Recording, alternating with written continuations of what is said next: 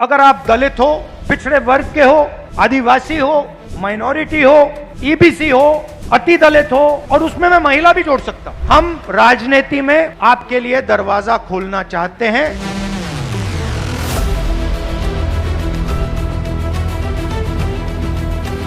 सामाजिक न्याय का सबसे बड़ा क्रांतिकारी कदम आप जानते हो? जाति जनगणना हमारे लिए पॉलिसी फ्रेमवर्क है। जाति जनगणना के एकदम बाद आपको एक बात पता लग जाएगी कि हिंदुस्तान का 90% धन 1% लोगों के हाथों में है। फिर सबको पता लग जाएगा भैया हिंदुस्तान में भागीदारी किसकी कितनी हो रही है। उसके बाद सच्ची राजनीति शुरू होगी। इकोनॉमिक सर्वे, संस्थाओं का सर्वे कि हिंदुस्तान का धन किसके हाथ में है, जाति जनगणना से ये सब पता लग जाएगा। अगर नरेंद्र मोदी अरबपतियों को पैसा दे सकता है तो कांग्रेस पार्टी गरीबों को पैसा दे सकती है। जितने पैसे उन्होंने उनको दिए उतने पैसे हम आपको दे सकते हैं। और 50% का जो बैरियर है इसको हम उड़ा के फेंक देंगे।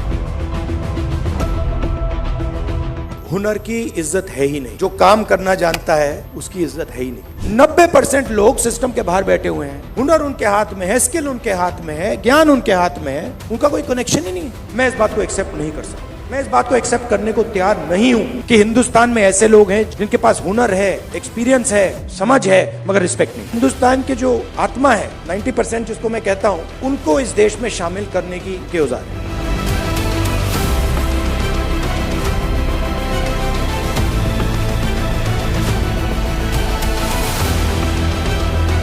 ये जो मैसेज है आप गांव-गांव में फैलाइए। संविधान का मैसेज, जाति जनगणना का मैसेज और 50% रिजर्वेशन की दीवार को तोड़ने वाला मैसेज। आपके युवाओं को हम राजनीति में लाकर, आपको हम राजनीति में लाकर, हम राजनीति का चेहरा बदलना चाहते हैं। देश में गरीब लोगों को, कमजोर लोगों को न्याय मिलना शुरू हो, और इसको अब दुनिया की कोई शक्ति नहीं रोक सकती है।